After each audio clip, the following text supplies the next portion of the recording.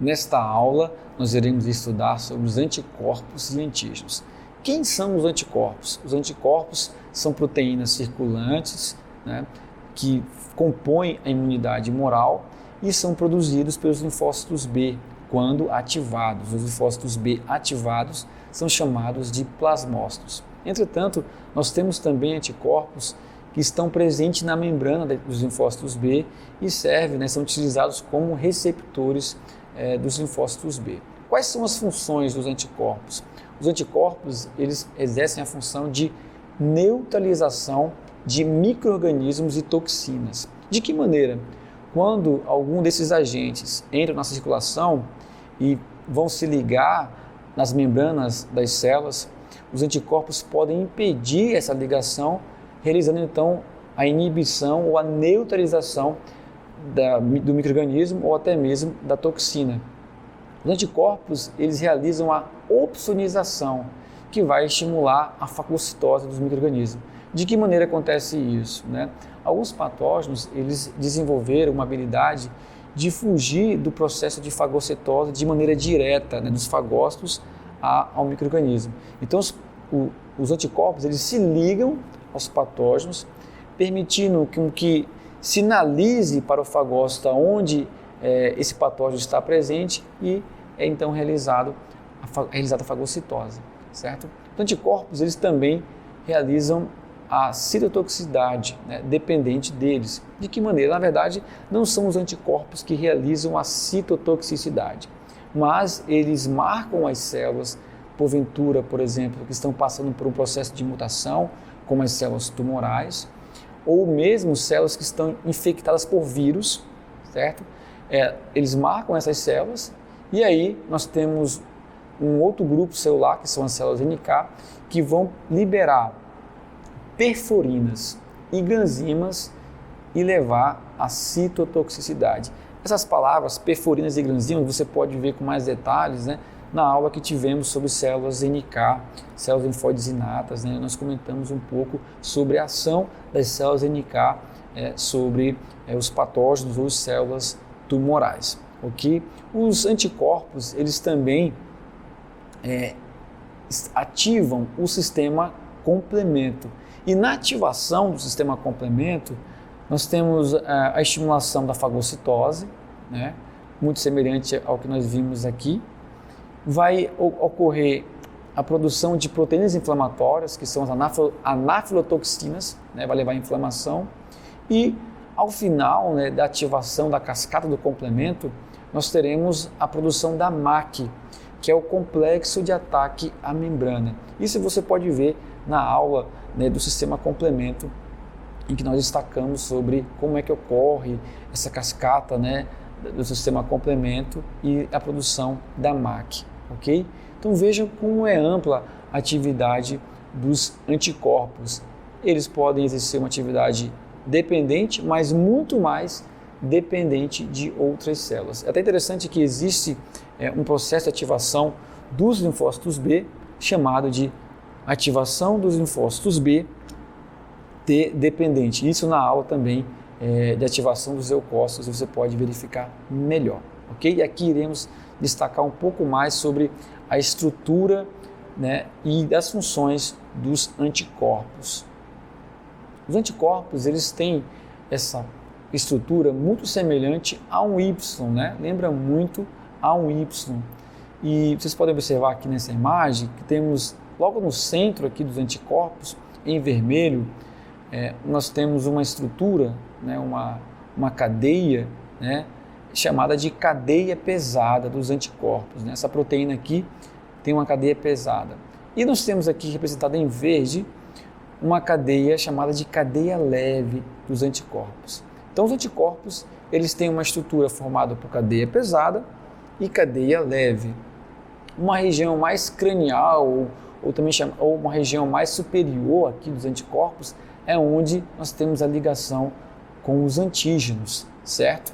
É uma região hipervariável que possibilita essa adaptação dessa proteína, que é o anticorpo, à característica específica do antígeno. E nós temos uma região mais caudal, que é chamada de região FC, é onde as células vão se ligar e também é a região de ligação com o sistema complemento, ok? Então, região FAB, região de ligação com o antígeno, e a região FC, região de ligação com células e sistema complemento. Nesta imagem, a gente tem aqui representado uma IgG, que é um anticorpo secretado, e o IgM, que é um anticorpo que pode estar presente na membrana dos linfócitos B, servindo assim como um receptor do linfócito B. Essas regiões dos anticorpos que são variáveis, né, é uma região um pouco mais superior, novamente aqui apenas para reforçar para vocês essa ideia aqui das regiões de cadeia pesada, que é a região mais central, e a região de cadeia leve, e aqui nós temos uma região variável e aqui uma região constante. Na região variável, a gente tem uns CDRs. O que são CDRs? São regiões determinantes de complementariedade. O que significa isso? É uma região hipervariável presente nos anticorpos. Então eu tenho lá uma região FAB, que tem uns CDRs, uma região variável e depois eu tenho uma região que não é variável, que seria aqui nessa parte mais caudal da cadeia pesada do anticorpo, ok? Então o anticorpo possui CDR, regiões determinantes de complementaridade, é onde especificamente os antígenos vão se ligar. Os anticorpos, eles são comentados que são chamados, na verdade, de imunoglobulinas. De fato, os anticorpos são imunoglobulinas. Mas existe uma confusão que as pessoas imaginam que apenas os anticorpos são imunoglobulinas, né? Mas, na verdade, os anticorpos fazem parte de uma grande família de proteínas que são imunoglobulinas. Então, as imunoglobulinas é uma grande família, certo? No qual os anticorpos fazem parte, no qual o TCR, que é o receptor de linfócito T, também é uma imunoglobulina. O MHC de classe 1 também compõe as imunoglobulinas, tem aqui sua cadeia pesada e cadeia leve. O receptor de linfócito TCD4 também é uma imunoglobulina. O receptor de moléculas coestimulatórias, né, que é o CD28, também é uma imunoglobulina. E a ICAN, né, que é uma molécula de adesão celular, também é uma imunoglobulina. Então, apenas para destacar essa ideia aqui, ok? Os anticorpos fazem parte das famílias das imunoglobulinas, entretanto, não são as únicas imunoglobulinas. Como nós sabemos, os anticorpos eles são classificados em 5 tipos. Nós temos o IgA, o IgD, o IgE, o IgG e o IgM, ok? Nós podemos observar aqui nessa imagem que tanto o IgG, IgM, IgD, IgA e IgE possuem essa estrutura, né, em formato de Y, mas nós temos o IgM com essa estrutura aqui pentamérica e o IgA, né, formado essa estrutura aqui dimérica, né? Então nós temos dentre os 5 anticorpos, 2 podem ser o IgM, no caso pentamérico, e o IgA dimérico. E por que tem essas diferenças, né? Bem, o IgM, vamos começar por ele possui essa estrutura aqui em forma de pentâmero por conta de uma proteína chamada de cadeia J, que acaba permitindo a ligação de outros anticorpos, né, a união de alguns anticorpos, formando essa estrutura aqui pentamérica. Isso permite, né, dar característica a essa imunoglobulina, uma vantagem a ela de ser a primeira imunoglobulina de contato em um caso de infecções, né, uma infecção aguda, fase aguda da doença, tá? Ela que entra em contato com os patógenos de maneira mais imediata, justamente pela sua característica de ter várias possibilidades, né? Nós temos várias regiões aqui FAB, que vai permitir a ligação dos antígenos com esse anticorpo. Então, veja, a gente tem 1, 2, 3, 4, 5, nós temos 10 possibilidades de ligação dos antígenos com esse anticorpo. Então, claro, ele deve ser, né, ele é o anticorpo de fase primária de uma infecção. Nós temos aqui o IgA, que é uma estrutura dimérica, também tem uma cadeia J que acaba unindo esses anticorpos e formando essa estrutura aqui dimérica, e eles têm uma característica interessante que estão presentes principalmente em tecidos associados à mucosa. Nós vamos destacar sobre isso agora. Então, como comentei, o IgA pode ser dimérico e monomérico, estão presentes, por exemplo, no trato respiratório, no trato gastrointestinal, no trato urogenital e eles estão presentes, por exemplo, na saliva, no leite materno. A mãe, então, quando amamenta, acaba transferindo esse anticorpo para o seu bebê. Então, essa é até uma questão de muitas provas de concurso ou até mesmo na faculdade. Qual é o anticorpo no qual a mãe, ao amamentar o seu filho, transfere para o seu bebê? É o IgA, que é um anticorpo presente nos tecidos associados à mucosa. O IgD é uma imunoglobulina que não foi reconhecido o papel dela em relação à defesa do nosso organismo, por isso o IgD é uma imunoglobulina basicamente associada ao receptor de membrana do linfócito B, então ele é um receptor apenas. O IgE é uma imunoglobulina envolvida nos processos de alergias, processos alérgicos, então se você tem porventura uma alergia a alimentos, a um fármaco ou alguma picada de algum inseto, você pode culpar o IgE. É ele que está ligado diretamente a esses processos de inflamação no processo alérgico. De que maneira? Eles ativam os mastócitos a liberarem os seus grânulos e esses grânulos vão levar à inflamação que nós conhecemos. Muitas vezes até há uma condição severa, uma condição de fechar a glote e ali não permitir a respiração, causando um edema de glote nos processos alérgicos. Então a IgE lembra aí de alergias. O IgG é a principal imunoglobulina quando se trata de memória imunológica. A gente vai ver um pouco mais à frente que inclusive ela tem uma longa meia-vida, o IgG, certo? Então é uma imunoglobulina, um anticorpo que também atravessa a barreira placentária. Então, a mãe, durante as fases embrionárias e fetais, nós temos a transferência de anticorpos do IgG, certo? Da mãe para o feto. Isso é chamado de imunidade passiva. Por que passiva? Porque o feto ele não vai adquirir uma memória imunológica, certo? Ele vai adquirir ali uma proteção de maneira que não vai perpetuar por muito tempo, ela tem uma duração limitada, ok? E o IgM? O IgM tem essa forma monomérica e pentamérica e ele, como já comentei, ele faz parte, ele é um receptor de membrana dos linfócitos B e ele é encontrado nas formas precoces da imunidade adquirida, ou seja, uma infecção, na fase aguda da infecção, nós temos o IgM, porque ele tem uma maior possibilidade de contato com os antígenos. Para gravar, tem uma coisa assim muito conhecida que o pessoal fala por aí, eu vou repetir para você se você não sabe, mas é bem conhecido, para você gravar, por exemplo, qual é o anticorpo que na fase primária está presente e na fase mais de memória imunológica está envolvido.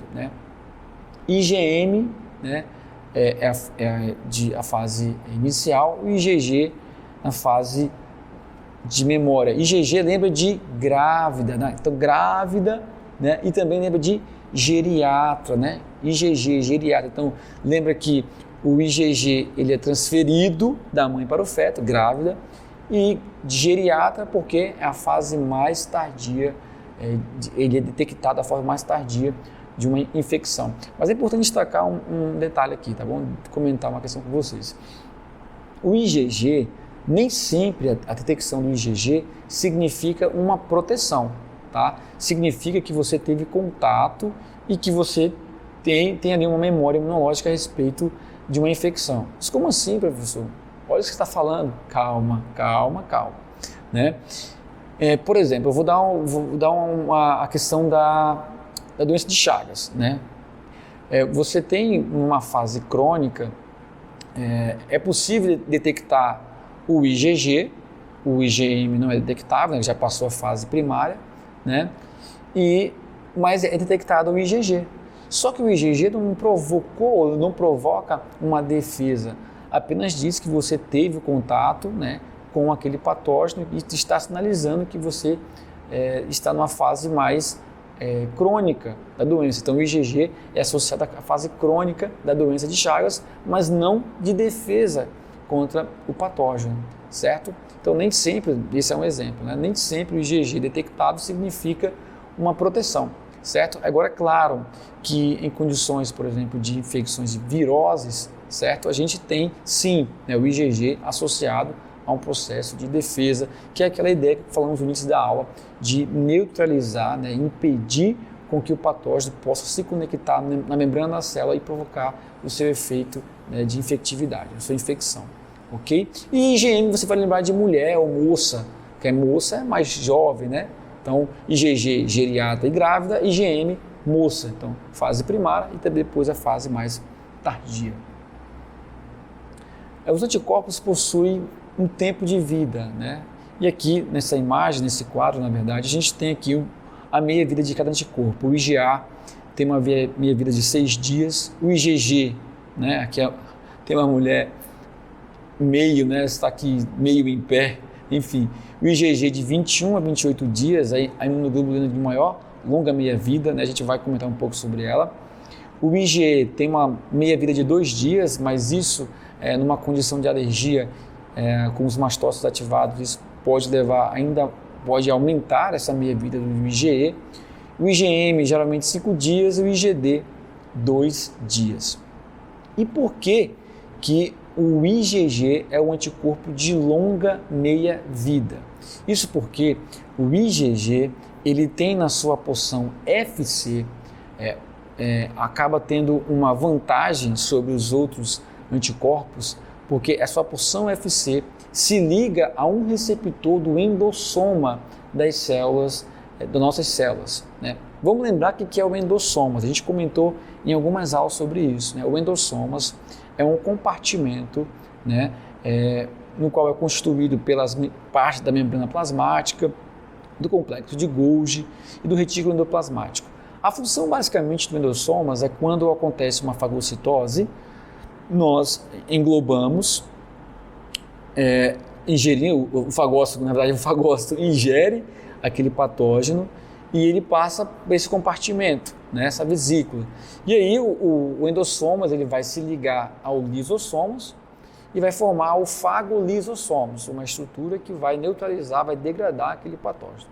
Então vamos imaginar que naturalmente existe um processo de degradação de células do nosso corpo, né? A gente acaba realizando aí uma reciclagem das proteínas presentes no nosso corpo. E os fagócitos, as células que a gente fagócitos e outras células podem englobar essas proteínas e realizar essa degradação pelos lisossomos, né? Que são as nossas organelas que fazem a digestão celular.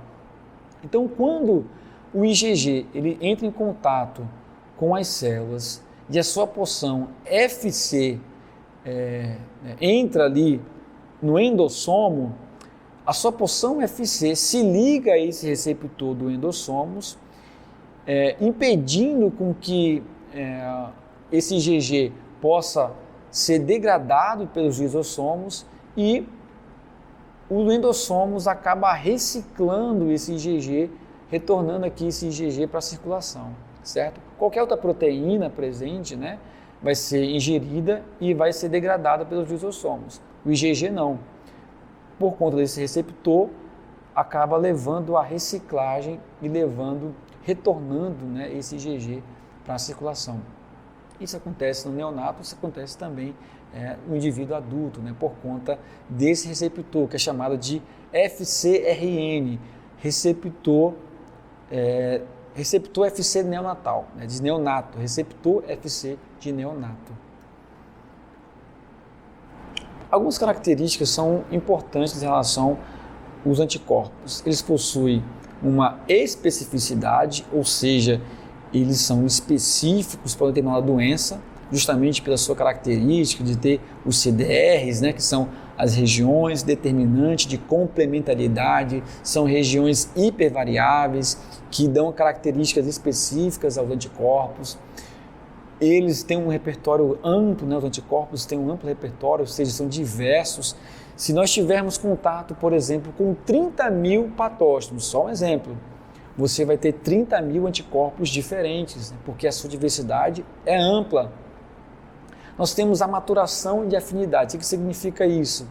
Com o aumento da afinidade média de ligação dos anticorpos ao antígeno, é o aumento, na verdade, na afinidade média, em virtude dessa ligação, né, com o antígeno, e isso vai levar à maturidade desses anticorpos. Ou seja, quanto maior o contato com os antígenos, maior a afinidade, muito melhor a avidez dos anticorpos em relação aos antígenos, né? Tem uma melhor avidez, né? Alta avidez. Mas existe uma coisa muito interessante em relação à especificidade, é que mesmo que exista anticorpos específicos para determinado antígeno, existe um fenômeno chamado de reação cruzada, no qual os anticorpos também fazem parte. O que significa isso? Vamos imaginar que aconteceu isso na pandemia do coronavírus, né? Vamos imaginar que o indivíduo teve contato com a dengue, por exemplo, né? Foi um estudo que foi feito em algumas cidades. E aí foi investigado que alguns indivíduos que tiveram dengue, eles não tiveram menos suscetibilidade à infectividade pelo coronavírus. O que significa isso? Um anticorpo que deveria ser para um determinado patógeno acabou reagindo de forma cruzada para outro patógeno. Tá? O fenômeno de reação cruzada. Apesar que essa questão aí do coronavírus e da dengue foi motivo de muitas discussões a respeito se de fato aconteceu essa reação cruzada de indivíduos que tiveram dengue na proteção contra o coronavírus. Mas eu quis simplificar porque isso saiu bastante na mídia, né? Mas o fato é que acontece. Você pode ter um anticorpo específico para um determinado vírus, mas você pode, os seus anticorpos podem reagir de forma cruzada para outro vírus. Nós também temos algo bastante interessante nos anticorpos, é a produção na tecnologia de anticorpos monoclonais, né? O que significa isso? Os anticorpos monoclonais são proteínas, né, que têm uma característica, por exemplo, de ter possibilidade, né, de realizar diagnósticos de diversas doenças, certo? Pode detectar as espécies específicas de células, né? Tem um efeito também de realizar a caracterização, já comentei agora, né? A caracterização específica de células, enfim, tem um efeito terapêutico. Como é que surgiu essa ideia de anticorpos monoclonais, né? Os anticorpos monoclonais, inicialmente, eles foram produzidos a partir dos animais, né? Então, os anticorpos de primeira geração, nós tínhamos anticorpos apenas de proteínas animais. Com a evolução, né, e também em virtude das reações adversas dos anticorpos monoclonais originários apenas animais, nós tivemos anticorpos de segunda geração, que são anticorpos quiméricos, que são anticorpos que possuem estruturas basicamente parte de animais e parte de humanos, tá? Esse aqui é um anticorpo quimérico. Em reduzir um pouco mais claro aqui, é um anticorpo de animais e aqui um anticorpo de humanos. Nós temos também os anticorpos, depois mais à frente foram produzidos anticorpos humanizados, no qual nós tínhamos parte da estrutura de animal e grande parte de humanos. E atualmente a gente tem anticorpos monoclonais totalmente humanos, né? Então, como comentei, os anticorpos monoclonais, eles têm uma ampla função, né? Então, por exemplo, se você quer saber determinado tipo de câncer oncohematológico, de leucemias, de linfomas, como é que você consegue detectar o subtipo específico? Se é uma leucemia mieloide aguda, crônica, ou uma leucemia linfóide B ou T, você tem um anticorpo monoclonal que vai detectar especificamente o tipo de grupo celular, né? Se você quer tratar um paciente em virtude de uma reação de doença autoimune, por exemplo, você tem terapias, né, de anticorpos monoclonais que têm uma ação anti-inflamatória especificamente para um determinado alvo, né, específico. Então, os anticorpos monoclonais atualmente são importantes, né, na terapêutica, no diagnóstico e detecção específica de grupos celulares. Por fim, vamos tratar sobre os antígenos. Os antígenos, a gente já comentou aqui em outras aulas, os antígenos são substâncias, né, que podem ou não elicitar uma resposta imunológica, né? Quando os antígenos eles estimulam uma resposta imune, são chamados também de imunógenos. Então a gente tem antígenos e imunógenos. Nem todos os antígenos são imunógenos, né?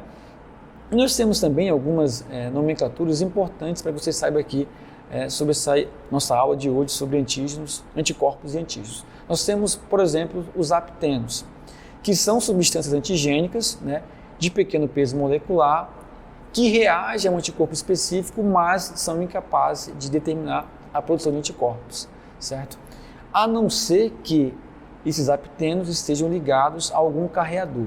Alguns medicamentos, eles são considerados como aptenos, ou seja, eles precisam se ligar a um outro carreador para realizar as suas atividades imunofarmacológicas, né? Então, vamos imaginar que uma proteína se ligue a uma albumina, né? Um apteno são estruturas menores. A albumina é uma proteína muito maior. Isso faz com que nós tenhamos uma reação imunológica, né? Então, alguns medicamentos, eles são carreadores, eles precisam de uma outra proteína para poder, então, realizar as suas atividades, são chamados de aptenos. Nós temos os aloantígenos, que são moléculas reconhecidas como estranhas aos organismos que são geneticamente diferentes. Essa ideia aqui de aloantígenos acontece principalmente no indivíduo que é transplantado. Basicamente, um aloantígeno é um antígeno produzido de um indivíduo que recebeu um transplante de um órgão que é geneticamente diferente, certo? Então, tem muita relação aqui com a aula que teremos, né, que na verdade já está pronta, de transplantes. Você vai lá, assiste essa aula e entende um pouco mais sobre essa questão dos aloantígenos. Nós temos os alérgenos, que são substâncias que podem produzir uma reação de hipersensibilidade, né? São os antígenos que acabam estimulando os processos inflamatórios ligados a uma alergia alimentar, uma alergia a medicamentos, a uma alergia ligada a uma picada de um inseto, ok? E nós temos os autoantígenos, né, que são moléculas próprias que causam uma reação imune. Geralmente o autoantígeno ele decorre a partir da perda, né, da ausência da tolerância imunológica, né? Então, quando nós perdemos a tolerância imunológica, nós temos uma responsividade aos autoantígenos. Os antígenos eles possuem regiões específicas, né, que se ligam aos CDRs, que é a região determinante de complementariedade, que é o epítopo. E também a região que se liga ao epítopo no anticorpo é chamado de paratopo. Esses termos aqui não são muito importantes em relação ao nosso estudo que tivemos hoje aqui, mas caso você tenha estudado uma prova de concurso da faculdade, é importante também saber sobre os epítopos, que é uma região específica dos antígenos, e o paratopo. Bem, nós ficamos por aqui e eu aguardo você nos próximos temas. Não deixe de continuar assistindo, de estudar, de rever os nossos conteúdos. Muito obrigado, um abraço. Se você gostou dessa aula e deseja se apropriar do conteúdo de imunologia de maneira descomplicada, inscreva-se no curso Fundamentos e Aplicações Clínicas em Imunologia. Um curso completo, com aulas gravadas, onde você pode assistir quantas vezes você quiser. Material disponível e um banco de questões para você exercitar o conteúdo que aprendeu. Além disso, o curso tem certificação de 20 horas. Não perca tempo. Aproprie-se hoje do conteúdo de imunologia. Inscreva-se. O link do curso está aqui na descrição desse vídeo. Eu aguardo você lá.